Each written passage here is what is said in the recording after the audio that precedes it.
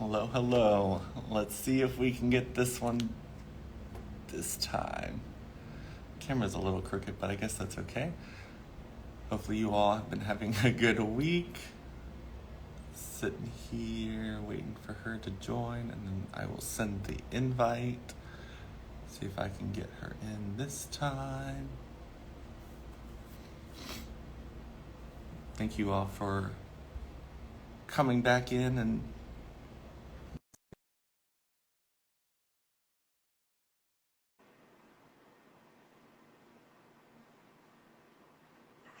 there we go. Yay, it worked.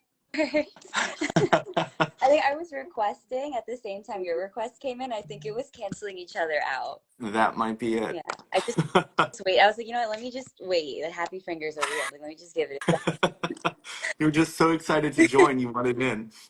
I did. And it's like, no, you're already being invited. Just calm down. How are you doing this morning? I'm doing good. I'm doing really good. It's good to see you. I haven't talked to you Yeah. in like face to face in a while, so it's really good to see you. But I'm doing well this morning. How are you? I'm doing pretty good. Got a shower and all refreshed and ready for the day to start. Absolutely. It's a great way to start. Well, I will let you introduce yourself so people know who you are, and then we can kind of jump into a conversation. Great. Well, I'm Aisha, so happy to be here. Hi, everyone. Good morning. I'm a certified mindset coach and a graduate of the Jay Shetty program through our coaching community. That's actually how I met Ben. And I'm just excited to be here and talk with Ben and listen to any questions you guys have. Awesome. So, I guess the first question I will dive into is what drove you to wanting to become a coach? Because I think everyone's story is unique. hmm And I think that's a really telling way for people to kind of get to know a coach is why they're doing the work that they're doing. Yeah, absolutely. Well, something I didn't say in my introduction, sorry, is I have a very deep background and long background in clinical psychology, and I worked with a lot of clients who experienced trauma and complex trauma. So after being in that very rewarding but very challenging field for a long time, I eventually delved into the wellness space. And what I appreciate about being a coach is there is more flexibility versus counseling and clinical psychology. It's psychology is very science based, and I feel like there's the way that you help a client. It's definitely a different dynamic than coaching. Whereas coaching, you can definitely uh, go from your own experiences and own and like the way you perceive things and kind of like not project but just bring it into the space of your own expertise. So that's just what initially just the thought of like having a more well-rounded perspective and just diving into the wellness space overall what like initially interests me. And I've always wanted to be a coach for a long time. I just assumed it would happen like after I became a clinical psychologist, but it came before. And I think like that's great. It's really exciting. And yeah, I'm just happy to help people in this way. Yeah, it's interesting because I went the route of like being a corporate leader where or a leadership coach where I worked with leaders. And within that space, there was a lot of limitations of what I was allowed to help people with. Almost like the standards of learning here in the United States when it comes to schools. Like there's so many passionate teachers that want to help further, but there's so many limitations within the structure that's built for teachers, for psychologists, for people who work for corporate companies and do leadership development. And when it becomes your own business, when you get to coach people, you get to like create something very specific for each person that's like right in front of you. And you get to like work with them one on one and really feel out like where they need focus on. And I think that that's one of the beautiful things about being a coach as well, because you get to kind of bring that part of yourself, and no one's there saying, nope, that's not part of the rule book. You can't go that way. Yeah, That really resonates with me. In psychology, that's exactly how I felt. That while I love the field and it's so valuable, I gain so much from it, and it is helpful to a lot of people. I did feel, I don't want to say limited, but within certain parameters and within a certain framework to work with, and also like a very Western perspective versus with coaching, you can bring holistic perspective and healing modalities within your practice. And I just feel like having a comprehensive way of like helping someone, just mind, body, and soul, is just, it's truly rewarding. Yeah. Yeah, most definitely. And I feel like on my journey as a coach, like I've explored more of the different methods of coaching because I'm constantly connecting with new coaches and also hiring coaches myself to kind of work with me through my own dilemmas and things that I'm trying to accomplish in life. And I feel like so many people have just like that unique touch that they're able to bring to a coaching session. Whereas I've done therapy, I've done a lot of things to kind of navigate life because I think everyone should. And it's very interesting because a lot of times when I work with coaches, it's almost like it's handcrafted specifically for me in that moment. And I'm like, wow, I've accomplished more in these 4 sessions with my coach than I did in like 5 months of therapy with my therapist. Not saying that my therapist wasn't doing a great job. There was definitely things that I overcame while I was working with them. But when I start working with coaches, and we all have niches, I think that can be the next area that we kind of dive into is like when it comes to your niche, like what type of people do you really enjoy working with and which problems have you really enjoyed helping people navigate through? I enjoy working with people during life transitions.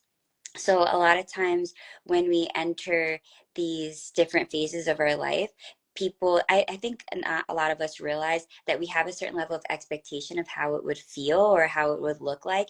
And it's so unfortunate that a lot of us, like let's say someone always wanted to get married and they get married and afterwards they're feeling like, oh, this is not what I thought it would feel like. Not that anything's bad, but it's again like a certain like a false level of expectation, and that happens like I've seen it in individuals' lives happen in different areas, like someone who always wanted to have a baby and be a mom, and their mom, they're like, okay, like what else, like I still have to like live and do the same level of self-work that's involved with entering into that new phase of your life. And I feel like helping people navigate the emotions around that, it's it's very complex, but being able to hold the space for individuals while they're processing in real time and gaining confidence along the way. Also able to shift their mindset. I'm very big on mindset. And mindset to me is it's basically like a foundation of how we think and how we make decisions. And that comes from our core belief system and just like our background and where we come from. So helping people connect with their core principles and help it align with where they are currently in their life. It's just amazing to see clients, which I'm sure you've experienced this as well, clients progress, and maybe in the beginning they might have started at a fixed mindset of thinking, well, like I should feel this way, or I have to do X, Y, and Z to accomplish this goal. But why are we shooting, and what about like how would it feel if you just move towards progress versus kind of harping on like I have to accomplish a certain goal by a certain time. Yeah, it's funny that I chose to wear like a Disney shirt because kind of what you were talking about reminded me of like there's so many movies that we watch that set up these like expectations where it's like if I start singing in public, everyone around me is going to know the lyrics and they're going to join me and start doing this choreographed dance. And like usually in movies, like when a special moment starts happening, like music will start playing or everyone says the exact perfect thing at the moment. And it's interesting because when I started accomplishing things in life, I think I was expecting like some type of intense thing to happen for me to really experience that moment. But that was up to me to create that moment. So it's very interesting. And of course, when you're leveling up in life and taking big steps, like in the movies, it makes it look like you just know it's the right answer. It's there's no other thing that could possibly be. But most of the time when I've grown and leveled up in life, there's still like that mind in the back going, was this the right decision? And there's not like this big old scene playing out to like show you you made the right decision out of all the ones that you could have chose. You chose the right one. And it's interesting because a lot of people I feel exist in that space, and if they don't feel that moment, then they start to question whether or not they made the right choice. They're like, ooh, the fireworks didn't go off, so I'm not sure if this is the one I should have chosen. And navigating through that, and because once you make a choice, you want to go in that direction Right. confidently. But if you don't see the fireworks and everyone start dancing, it's hard to tell, was this the right decision? Absolutely. And I love that you brought up the Disney movies. So true, especially like at the end, it's the music, the whole orchestra is like playing, they're riding off into the sunset. It's a happily ever after, and it's kind of like in our minds we just live for that moment. But what comes after that moment? We do have to still live day to day, and no matter what it is, you're still working on yourself, you're still working towards something.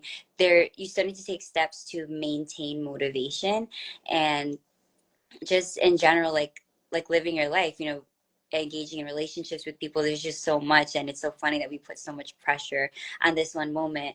And I really appreciate you saying, like, as you're leveling up, as you're achieving, so to speak, like all these like accolades. Like I've been in school for a long time, so you get a degree, but it's just another degree and another degree, and in my mind, like, it just keeps going forever. So how do I stay like, especially, it's so interesting, the people around you, the first couple of things you accomplish, like externally, everyone's really excited, and it's not that people get less excited, but if you're a high achiever, someone that's always growing and always pushing yourself to the next level, then that becomes your norm, and then those around you, it's like, well, yeah, because you're just great, you're just always going to do that thing. So what is it, how do we maintain that intrinsic motivation in ourselves and reconnect with the reason of why we started in the first place, of how we want to serve people? How is this serving others?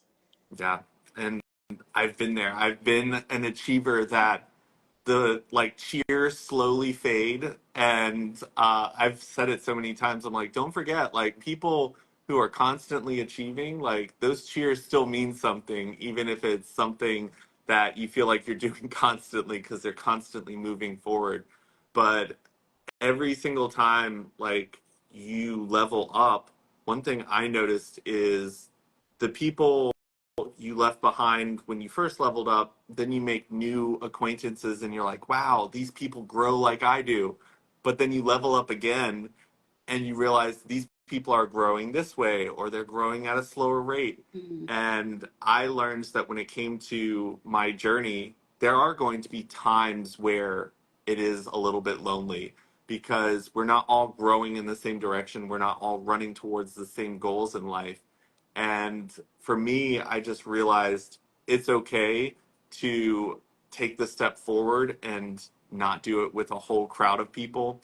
Because for a while, there was a lot of time where I was dragging everyone with me. I was like, I'm not taking the step forward unless everyone's coming with me. And a lot of times I wouldn't get where I was trying to go because I was trying to pull so many people with me because I was scared and uncomfortable about stepping into the unknown. But it was a necessary step. And a lot of times that step inspires the people to move forward. Sometimes they just need someone who's brave enough to do it first, and Mhm. then it will inspire a lot of other people. Not everyone, but a lot of people are inspired by your growth and movement. But you have to learn how to make those steps by yourself. And a lot of times there won't be cheers, and sometimes it's like they will even try to discourage you because their own limiting beliefs are trying to hold you. And a lot of times they want you to be the person that they know and love. You growing means you're becoming someone else. And a lot of times it's their own insecurities of maybe I won't be good enough if they step forward and grow and become better. And a lot of that starts weighing you down. You've got to learn how to kind of break free of all of that and know that moving forward is the right step for you. And it's okay if you fail. So many people make the decision like, if I do this, I can't turn back. I can't, like, this is the step I have to do. Like, I've had so many friends who did medical school that feel like they have to become a doctor. Like, that's the only thing that they can do because they went to medical school. And I'm like, if it's not for you, like, just say, I learned something here. I learned that this is not my journey. I'm going to pivot and go this way now. Absolutely. So that was so well said. Everything you said, it really does resonate with me, especially that, because going to school to be a doctor, like that resonates with me personally, because that was my journey for a long time. And being on that journey, there is so much commitment, so much sacrifice. And like you said, you do have to take that step at a certain point. That is a step. And sometimes like for example, for me, it was the first step that I took, like, out of everyone in my family. So it was very, very new. Maybe if you're like fourth generation or something, maybe it might mean something different. It's more expected. But when you are the first one to do so many things, because it's very scary, and it's like you said earlier, it can be very uncomfortable. But thinking back to like I notice a lot of people's mindset goes into, well, I invested so much. I have to stay the course. I have to stay on this plan. I already missed out on so much time with my loved ones. Will that all be for nothing? And I feel like it's important to remember what you said. No matter what, every experience you learn something from. And it's better to think about those experiences and reflect on them with curiosity, Mm-hmm. and take the lessons from those experiences and move them into new ones, and not being afraid to pivot. And if something else is sparking your interest, that means that you're growing, you're evolving, and it's okay to lean into that and to take a different path or go in a different direction, because now there's all these different parts of you that are molding, and eventually they're going to flourish into the person that you are meant to be. Yeah. Yeah. And I always make this analogy for people who are like going on a journey in life and tell them like, the tools and things that served you in your last part of the journey may not serve you well. It may even hinder you because a lot of times we have all this gear for climbing a mountain and we're carrying it with us, and it was so helpful for climbing the mountain, but now we're on the other side and there's a river we have to cross, and it's a lot of heavy weight and it's not useful for climbing the or going through the river. And if you don't let go of it and believe that once you get on the other side of the river, if there's another mountain, the right tools will be there. You have to believe, because I dragged so many things forward going, well, you never know if you're going to reach another mountain. I don't want to like throw this stuff away. This is great gear. Like, I know how to use it. It works so well, but like my canoe will only carry so much across the river. So learning that each level requires you to kind of let go and then develop new tools, new skills along the way. Because even as I've grown up and healed my childhood trauma, there was a lot of things I adapted to that no longer served me as an adult. And I was causing more harm than good with my journey because I was still living a life using the methods that helped me survive my childhood. And as an adult, someone who can make my own choices, who can create my own safety, like the tools I was using before no longer like served me in this space. It was actually delaying my growth.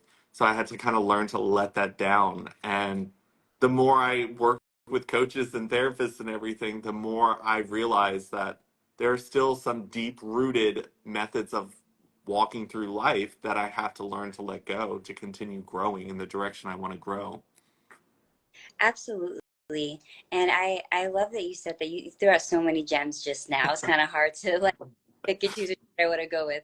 But But what you just said, I was working with someone with a client yesterday, and it's so interesting because she asked me basically like a what if question, and like, but looking backwards, saying like, knowing what you know now or where you are now, like what would you change? And I said nothing. She really, and I was explaining that and resonating with what you said, maybe there was a part of my life where I did constantly look back and try to rewrite the past. Like if um, I only took this path, it would have got me here sooner. It would have made this easier. Then my life would have looked different. But in the past couple years, I've just let that go. Just let it go because I realized that you don't have that time anymore. All you have is the present and what you can do in the present to help make your future something that you want it to look like, you want it to feel like. And also realizing that it's you're expending energy in the wrong places, and you can instead take that energy and channel it into the person that you want to be now. What changes can you make today? And I feel like that's just so valuable and such a great way to reflect on how far you come, and really highlighting that, like how important progress is, and to like celebrate those moments and saying like, okay, this is where my thinking is now, and it's evolved to this point, and it's serving me the way I need it today. Yeah. There, I I didn't realize how powerful that was until like I actually experienced it, where I was like living in the moment and I wasn't stressed about what happened in the past and I wasn't stressing about what the future might bring. I just lived in the moment. I was enjoying the moment and things started falling onto my lap that I could have never dreamed of. And that's when I realized that if I live in the moment, in the present, and just radiate my best self at that moment with the tools and everything that I've got, that things I could have never dreamed of will attract to me because I'm radiating at that frequency. Mhm. And there were so many times where I was just like, wow, me? Like I didn't even think that anyone recognized me or knew I existed, but you want me to do this? This is so cool. Whereas if it relied solely on me and my knowledge from my past deciding what I was capable of in the future, I would have never dreamt that that was something that I could do. Like I was super shy. I stage fright instantly if someone that I don't know comes up to me and asks me a question that I wasn't prepared for, like stuttering all over the place. And then I fell into this platform where I was just like able to connect with so many beautiful people. And even when I was working with like universities or different organizations or celebrities or people that are in professional fields that I don't exist in, when I started existing in that space, these people just lined up. And I was just like, gosh, I'm so lucky to exist in this space. And I fell out of frequency where I started to experience like lack and I started thinking of the future more than being in the present. And I was watching things just kind of fall away and not fall in my lap anymore. And I was like, ooh, I've got to readjust because I'm starting to realize that things are starting to push away from me instead of just come towards me. And I think that that's a really powerful journey and a message to learn. That's really interesting that you said that.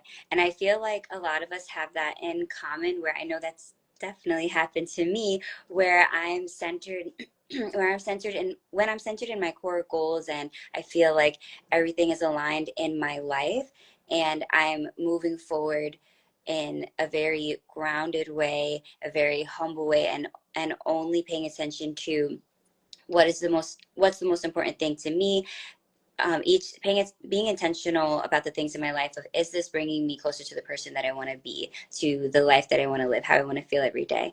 And when I'm centered in that and have those principles guiding me, everything feels in abundance. I feel that things are happening and coming in.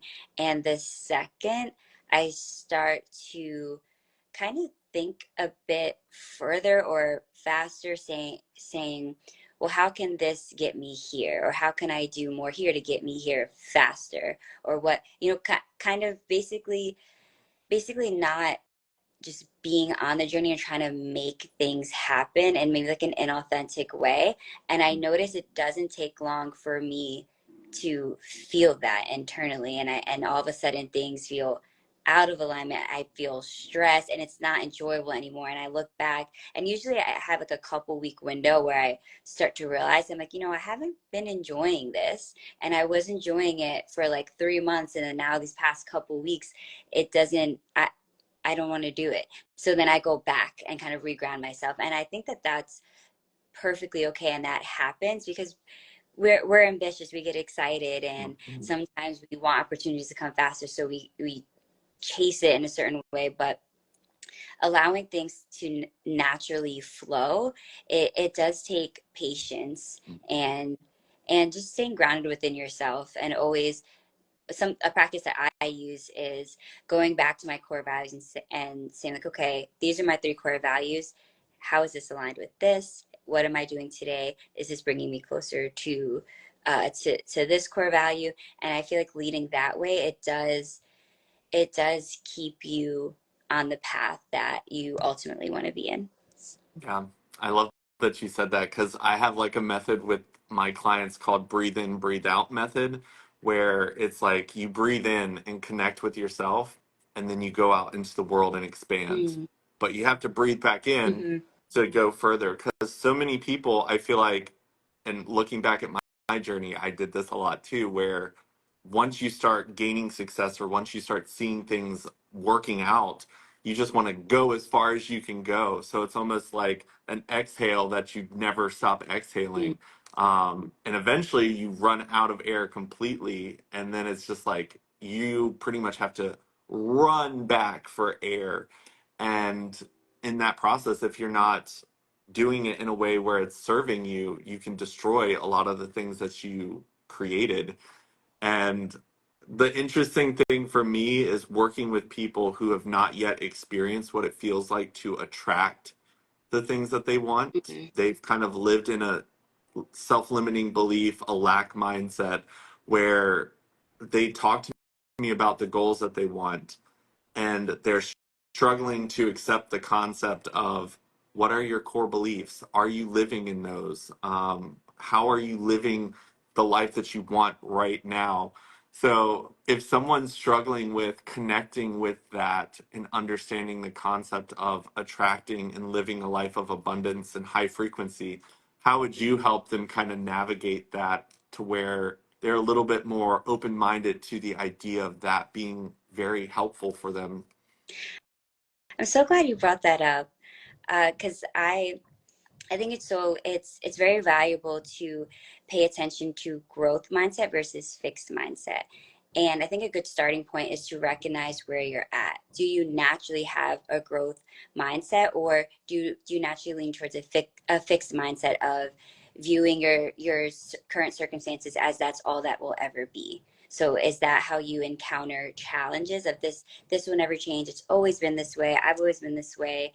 I don't see this changing, versus viewing viewing things from a creative mindset and a curious mindset of how can I change my current situation? What are the things that I can do? And I feel like the latter way of engaging with challenges, it does foster resilience. And can you can you ask the second part of your question again? Yeah, so how would someone overcome that limiting belief or connect to the idea that it is possible to attract something into their life? Because a lot of people, I love how you brought up like the fixed mindset and how a lot of us, the reality sits, because it's almost like, well, I'm a girl. This is the thing that girls are allowed to have. There's never been anyone that's had anything more. So this is my lot in life. Um, and I think it's important for people to understand that you're caging yourself in with that mindset. So, how would you help people connect and kind of allow that new mindset to pull them out of their current lack or stuck phase. It's important to remember first that you're not alone.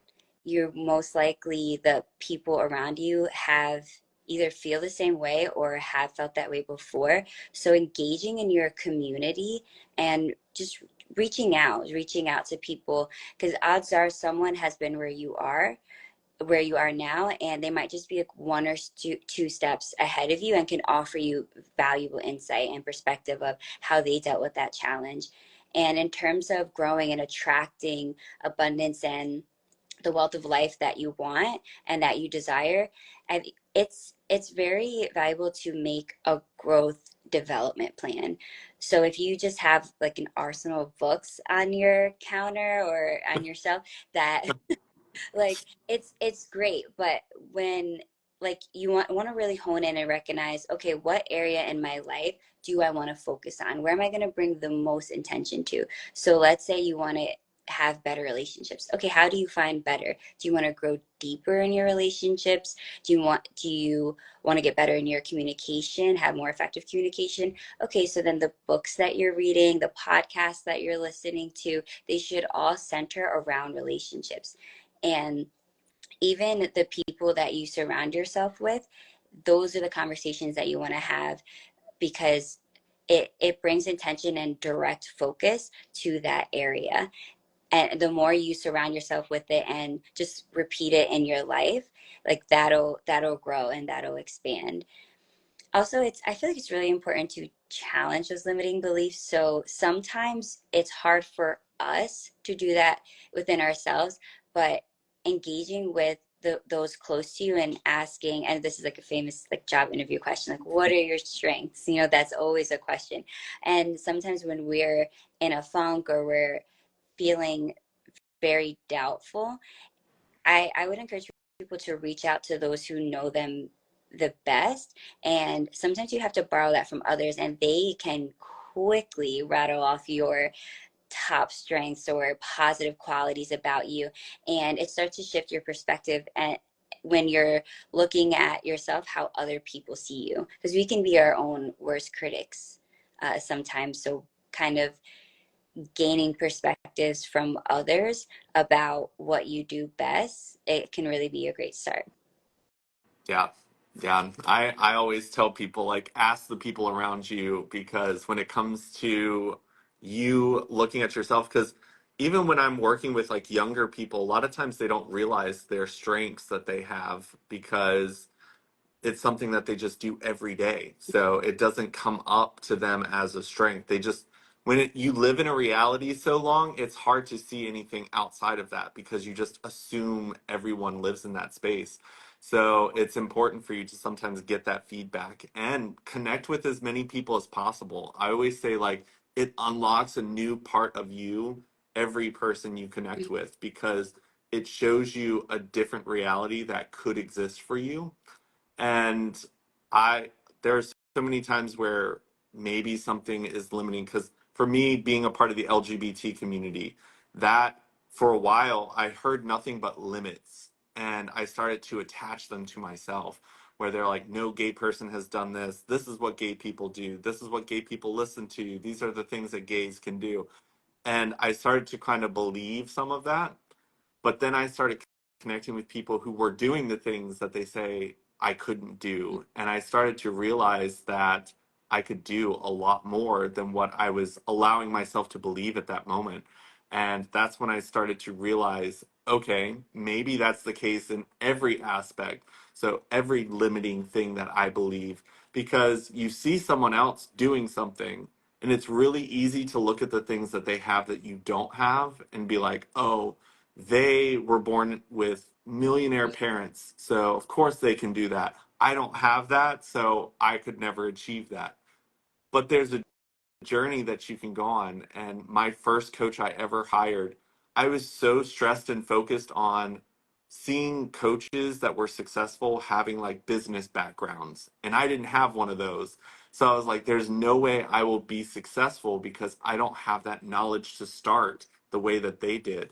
But then she was like, why are you so focused on that? Like, you have strengths like video editing and people skills that other people pay millions of dollars to have, and you've already got it sitting in your arsenal. Use that and stop focusing on the things you don't have, because you can achieve a lot of things with the tools you've already got. And the more you do things, the better you get at it. And I think once I achieved a certain level of success, I started forgetting that you can grow the things that you're not great at yet. And you're allowed to start back over at one at something new and grow that into a strength. It's not just what you were born with, that's your forever toolbox. You can always keep adding to it, but be aware when you first learn a new tool, it's not going to be as graceful as the one that you've been using for 30 years of your life. Wow, that's so powerful what you said, and thank you so much for sharing. I'm so glad that you shared that, um, because I feel like oftentimes that one thing about ourselves or our background, where we come from, something in our life that is perceived as a weakness or a darkness or just the reason why you can't do something, it ends up being our biggest strength. And I really appreciate you sharing so much, not just your background, but your journey with it and self development of your connection to your self concept within that part of your identity. And that truly resonates with me so deeply because my parents were 15 when they had me. And my mom, when she was younger, I think it was a social worker or someone, but basically told her to give me up for adoption and said, like, listen, she'll have a better life. Like, you guys are very young. And it's just so crazy to think all of the naysayers and just negativity that was said to both of my parents growing up. And I'm just thinking about all the labels that I received when I was younger. Like, you're Puerto Rican, you come from teenage parents, poverty, just like all of these statistics. And even studying psychology for a long time, the way my community and the way my background was constantly acknowledged was from the perspective of a deficit. Like, there's always a deficit because you come from this background. You're more likely to, and this is dark, but like, you're more likely to have like medical issues or mental health issues and all of these things. And I remember being younger and just thinking, well, why not me? Why, like, X, this person did it, this person did it. And when I was younger, I was looking at Jennifer Lopez. So that was like my image of, I'm like, well, she's Puerto Rican and she comes from the Bronx and my family came from the South Bronx originally. So like, why not me? So I feel like representation, which I'm Mhm. so glad that you had, that like you connected with people in your community that were doing things that were important to you. Representation matters. It's so important to be a mirror for someone so they can believe that it's possible. And even before getting to that point, believing that it's possible within yourself. And I remember being younger thinking, well, I feel like it's possible for me. And if I can just go and do the things that I want to do, maybe someday some young girl from my background will see me and like, well, she did it, so like I can do it. And that it's just so crazy because for a long time, like, I just like wouldn't mention it at all until people would hear my story. Like, wait, your parents were how old? And I'm like, like, they were young. And like I did, because it, like you said, it's your norm. That's normal to you. But when other people see where you came from and then where you're at now, they can see their journey and can imagine what it took for you to get there. And like you mentioned earlier, you do develop a sense of grit from your unique experiences. And that is what qualifies you to succeed later on and achieve well beyond in certain in certain spaces of life. So thank you so much for sharing that. That was really powerful. I really appreciate it.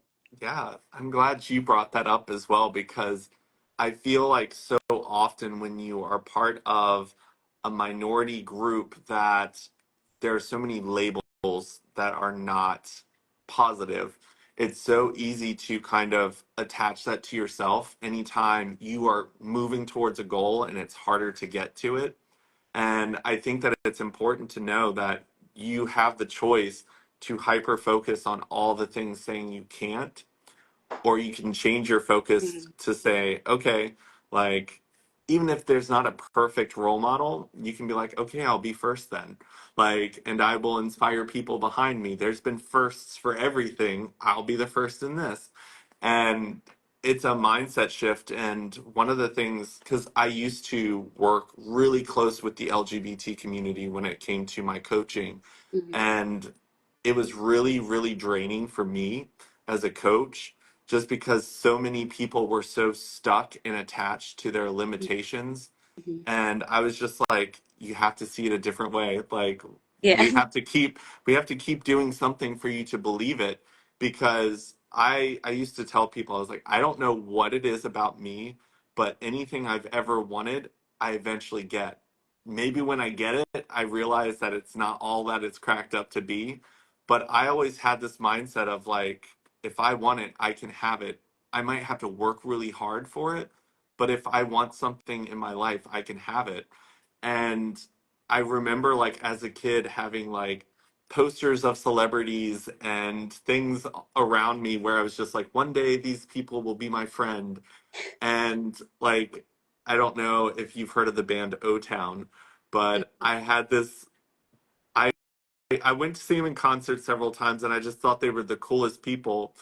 And now, as an adult, I became friends with one of them. And then I met the person who was responsible for casting the Making the Band show, who put them all on there.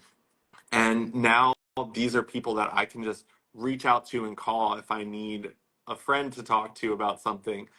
And looking back, I was just like, wow, like I had this just like surrounding me all the time where I was just like, one day, one day this person's going to be my friend. And it happened. And there are just so many other instances in life where I was just like, I really need this. I really need this. I really need this.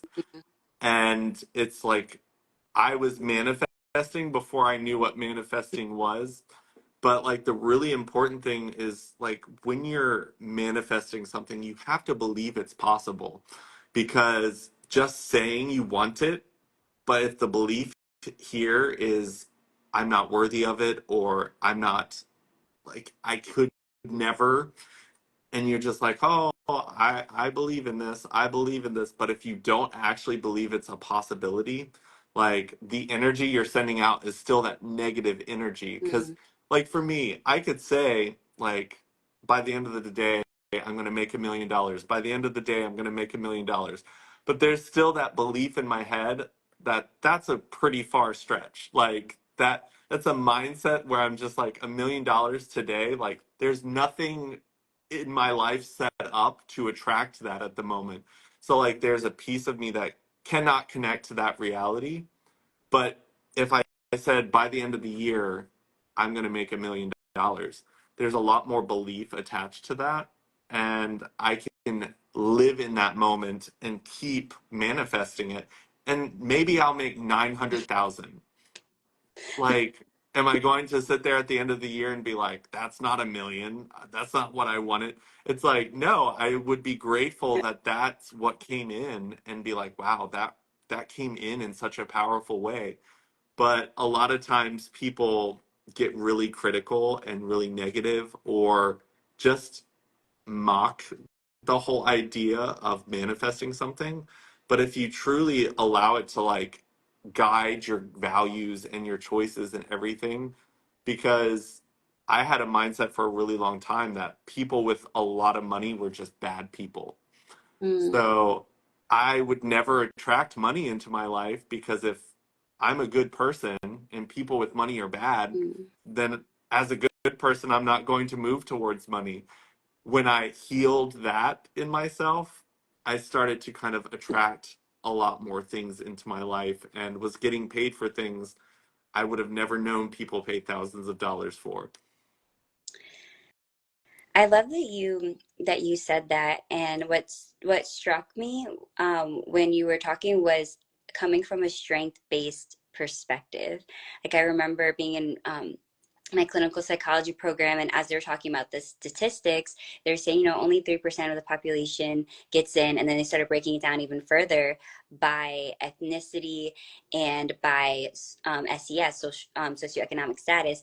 And as I was looking, I'm like, well, clearly people from my background just keeps getting smaller and smaller. By the time I broke mine down, mine was like 0.001%. And that, the way I had initially perceived it was, I was very discouraged. I was like, well, like there's no one like me then, and I was feeling down. I remember speaking to someone else in my program, and the way she perceived it was completely different. And like I shared that with her, and her response to the stat was, oh, that makes me feel like a superhero because I made it against all the odds, and I'm here despite that very low number. And that completely changed my perspective. I was like, wow, like first I thought that was amazing that she can just do that automatically, but also I feel like it helps you, like you're saying, internalize greatness, internalize the manifestation of who you actually are, and not those limiting beliefs that are making you believe what you are and what you can achieve. It really does make a difference, like absolutely. Yeah. And it's crazy because statistics can be like played any way that they feel like playing them, to where if we statistically break anything down, we're all just one person. There's no one else like us. So when it comes to like our capabilities and the things that we're able to do and will achieve in life, like there's no statistical chart that can say you are not capable of reaching this. So like a lot of times I tell people, don't let stuff like that discourage you, because the world's never seen you before. Mhm. Like the world doesn't know what they're about to see from you. And as long as you like live in that mindset, like you're going to go so much further, because it's like, okay, they said that this type of person could never make it, but I'm here. Yeah. So this cannot make it obviously is something they're trying to prevent people from getting there. And you've got to kind of pull yourself out of those statistics and realize, like, well, they didn't have the love that I had from my friends, my family, this. They didn't have the drive that I had. Like, fill your head with those types of things, because the more you realize that you've got the ability, the less those statistics and people telling you you won't make it will be able to impact you and your growth that you're trying to achieve. Right, right. It's like we're constantly being bombarded with not just our own limiting beliefs, but other people's limiting beliefs for whatever reason, whether they tried something and failed and got discouraged and haven't been able to get back up, or because they just haven't seen it. So when you're doing it, like you were saying earlier, it's so new, it's so unknown, it's almost unbelievable.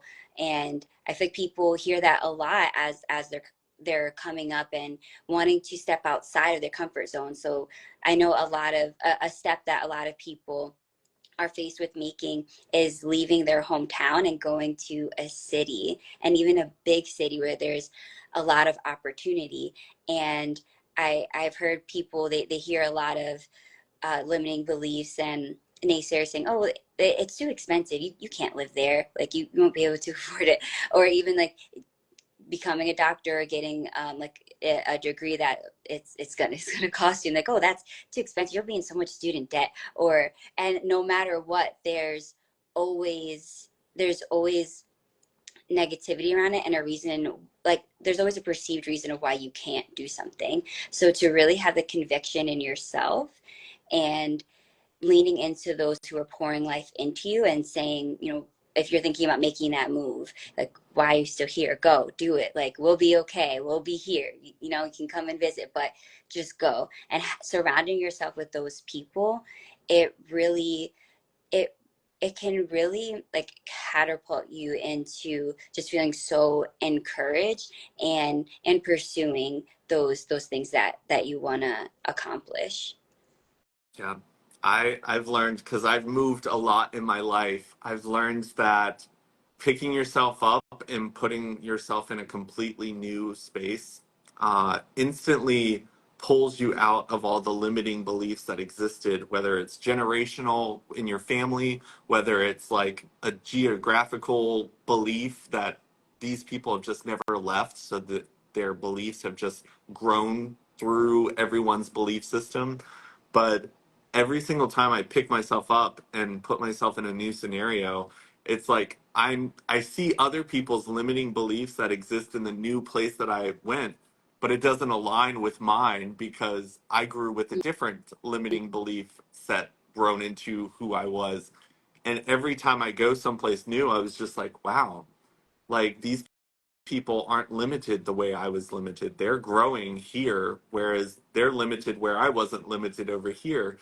And when you start to realize that it's just passed down trauma or their own limiting beliefs growing into everyone, you start to go, oh, so I don't have to accept this reality at all.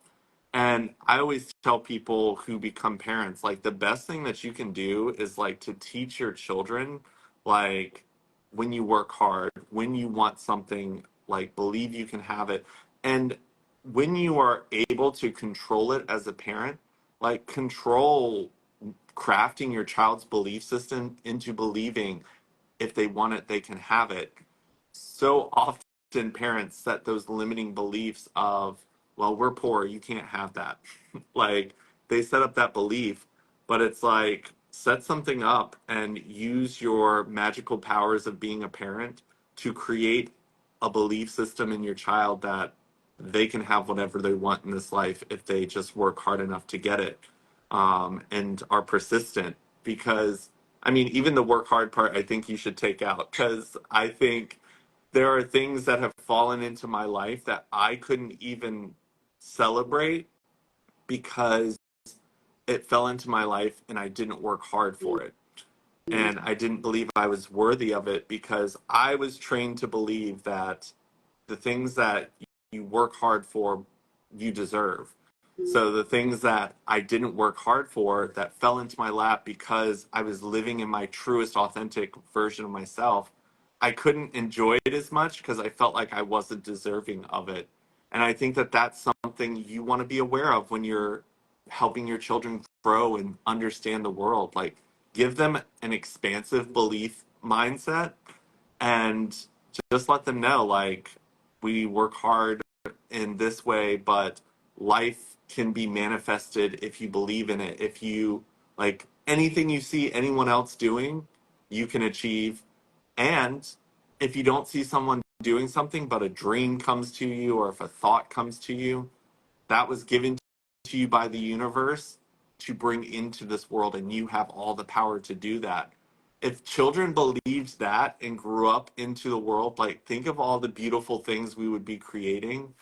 But like, even in today's economy, like, where you sit and focus on, well, no one past like the age of this will ever be able to afford a home because it's so expensive.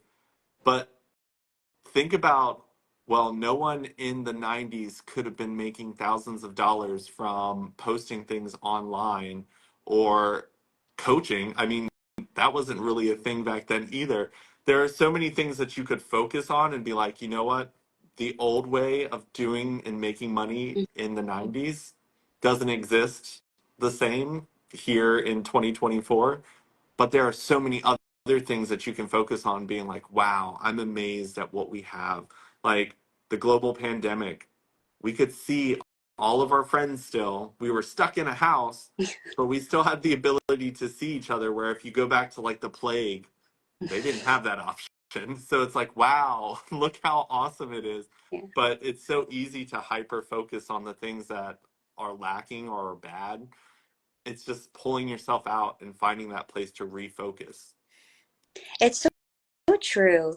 And it when you mentioned before about like growing up in poverty or having limited money beliefs that parents pass down to kids, so now it's just a continuation of this belief system. Like I read a book, it's called The Power of Broke.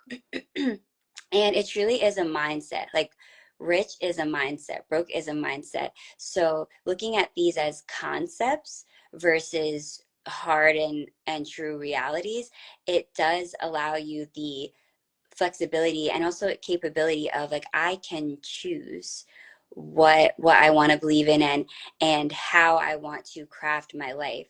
And I something that I heard a while ago, and actually I think I read it in that book, is start where you are with what you have. Like, stop looking at the people that already have all of those things, whether it was given to them or they just happened to work hard for a long time and earn it.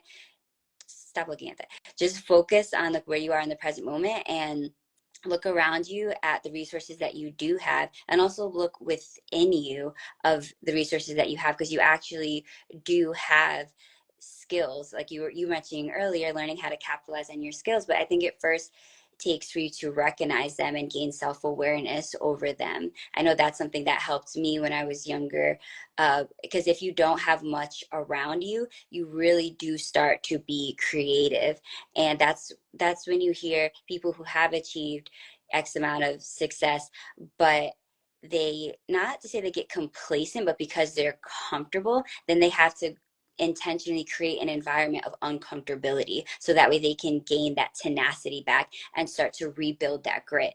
And sometimes like it does take to do that, because you work hard, and you work hard over time and achieve. So yeah, of course your life is going to look different, but it's important to actively put yourself in that mindset of how can I build, how can I solve a problem, versus shifting, like once you have more resources, saying like, okay, that's solved now because it's easier, I have resources and people and monetary things.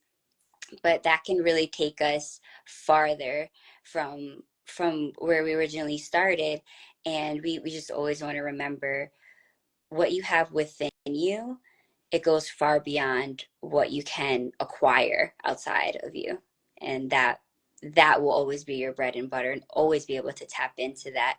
And I also heard this quote, I think it was from Jay Shetty, that the higher you go or the more you achieve, then you have to go 3 steps deeper. So if you went from here to here, then go 3 steps deeper within yourself, and keep doing that, or else you'll get lost in it. You'll get lost and kind of don't even know like why you're doing it in the first place. So really staying grounded in that, and really managing your mindset like within the whole journey and process.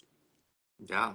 And I love what you said where like being more creative, because they did a study. I was reading this book called Scarcity Mindset where they were talking about when you have less resources or less things given to you, you have to get a little bit more creative with how you use those resources.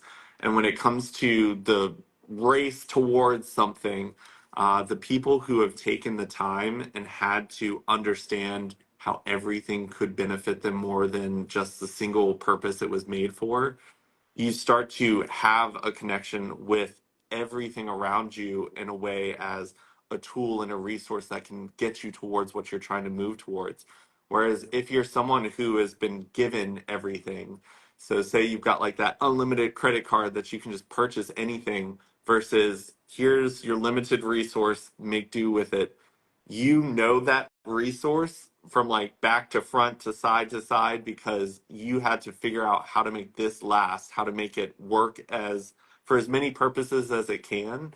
Whereas someone who's just constantly able to swipe, and I think in today's world, ChatGPT is kind of that like endless swiping, because it's like you don't have to be creative at all, just ask it and it will tell you. But if you give yourself permission to connect to, okay, maybe I've got limited resources, but let's make this work, and really understand the resources you have, you can get so much further. And then when you get to the next level, because these people over here eventually will run into an obstacle that they have to critically think and solve, but they've never had to do that before. Whereas now you might have been a little slower at the beginning, but now you've gotten such a good flow going because you understand what you're capable of and all the little pieces of you that make you the phenomenal person you are. Further ahead in life, you will know yourself so well that that's not going to slow you down. You're like, oh, a mountain, I got it. I know how to craft something from this tree branch over here. Let's go. Had to do it for the last mountain. Uh, and the more you kind of do that, and that's like the breathe in, breathe out again. It's like connecting to yourself and understanding what you're capable of as a person, and just moving that forward with you into life, and understanding that everything can be like a tool, and it can be something that can be used as a weapon against you as well. Mm, Um, Someone's wealth over here may be able to purchase them something, but they didn't learn the lesson of what it means to be more resourceful, because they didn't need that lesson at that time. So, yes, it may seem like a strength because they just bought a brand new car and you've been wanting a car over here, but they didn't learn a lesson that you got to learn. And then you can flip it around. Like, if they got put in that situation, they don't have the resources that you have. So they're wishing that they had that parent that taught them that lesson. But now it's like they're going to have to learn that hard lesson in a new way. So everything can be looked at one way or the other.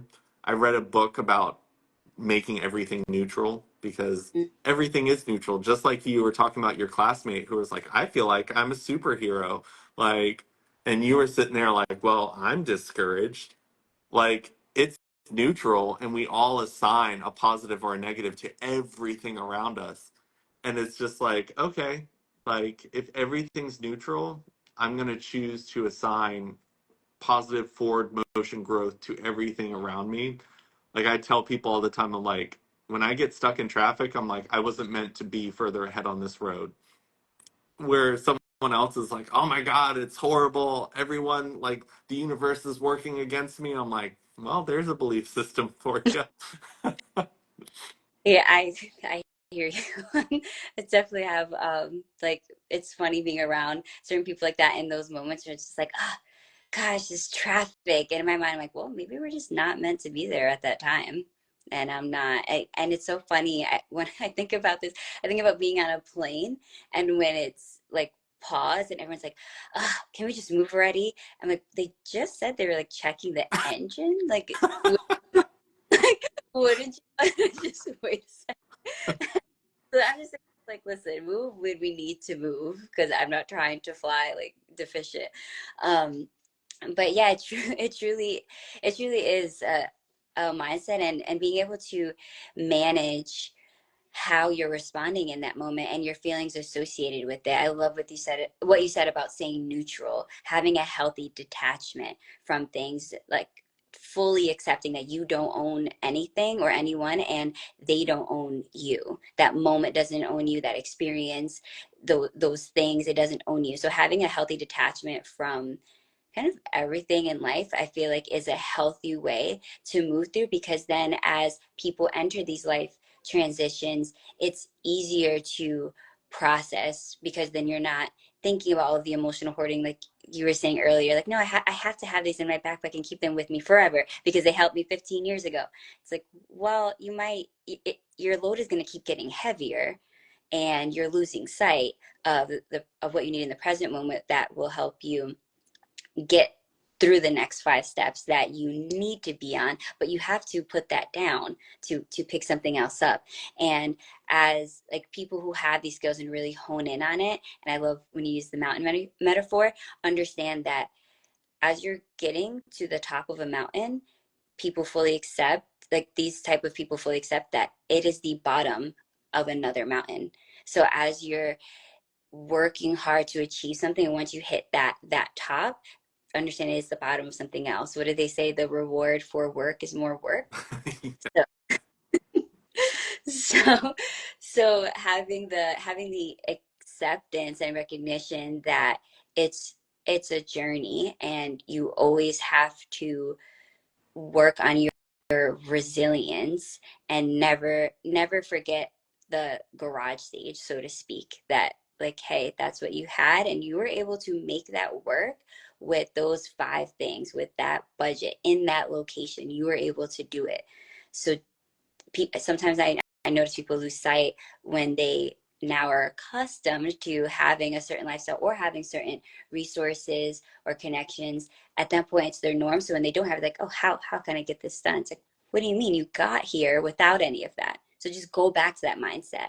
Even go back to I read in a biography book one time, he said if you have an opportunity to go back to your childhood home and like lay in your like bed, like your high school bed, and like look at the ceiling for a little bit, just go back there and reflect and see how far you've come, and also try to put yourself in the mindset of that time, and you start to gain whatever thoughts, feelings, patterns of belief help you at that patterns of belief that helped you at that time, and recognize that as far as you go, you can always come back and reground yourself and go back to the beginning and your core, and have that carry with you as you move forward, and as you climb higher and higher to the next benchmark. Yeah. I love that too, because like this positive talk will be something we can go back to in the future and look at and go, wow, look how far we've grown. Like, look at what we were talking about that day. But at the same time, like, I've gone back and looked at previous videos I've made where I'm just like, wow, like, the messaging has shifted a little bit. It's become a little bit more clear and clean cut, but the core values existed there. I'm like, look at little me go. Like, he was doing it still. He was doing it with the resources he had at that moment, and look how much more I've got now. And I'm stressing about how I'm going to achieve something. I'm like, but little me, like, he was like, so what? I don't need resources. Let's go. I'm going to do it anyway. So I love that you can go back. And for people who have the capability of going back into time and kind of seeing those moments of like, wow, this was me like in high school. This was me when I was younger. That's a beautiful thing to be able to do, because I know that not everyone has that opportunity, but even Facebook, like it will show it's like 11 years ago you did this. I'm like, look, look at what I was doing 11 years ago. So having those moments are really important because it really makes you aware of how beautiful your present moment is. So it's like another thing, another neutral thing that you can add positive or negative to. And I see that we're getting close to an hour and a half, but I wanted to say thank you so much for coming on here. I knew that this conversation would be great. I absolutely love having conversations with you. So if there's anything that you would like to have as an end note for the live, I'd love to hear it. And yeah. I love having conversations with you too. I receive something every time we talk. It's just like a personal talk or one of these positive coach talks. So thank you so much for having me on here. I always appreciate your energy and your insight. It's so valuable. I'm so grateful um, for you able to serve your clients in this way, and offer your community this level of insight. It's truly inspiring and motivating to me. So please keep going. It's amazing. And if I would have to say, let me see, one more thing, maybe two things, but I was thinking about, because you were talking about like reflection, looking back on old pictures. I remember something that Mel Robbins said, and sometimes we can fall into like, oh, am I doing enough? Like, what am I doing? What have I done? Is it yielding anything? And she said, she gave this great tip of look back, like in your calendar and your phone and in your planner book, and look back on the pictures of like and videos of the past year, and see at all the things you actually did, like spending time with people, going to a seminar that you've always wanted to. And when you do this, it really does make your life feel magical, because as you're looking like, wow, I did do all of these things, and you start to feel very full. And it's interesting that you mentioned a younger picture. I recently came across a younger picture of me, and first I was looking, I was like, wow, so young. But I remember I was there, and I was in Florida, and it was such a big deal to me to go on that vacation because I had worked, was able to afford it. Like for me, that was a big deal at the time. And I remember that day I made salmon for the first time. Like I learned how to make it, and I learned how to make some fruit bowl, and I was so excited. Like I felt like it was such an accomplishment. And I was just sitting in that moment and reflecting on, I was purely like proud of myself for doing that. And I started to reflect on how others feel, and how we don't always feel that what we're doing is enough. So I feel that it's really important to go back to those moments of when you learn something. Maybe you might view it as simple now, but at a certain point it was a big deal.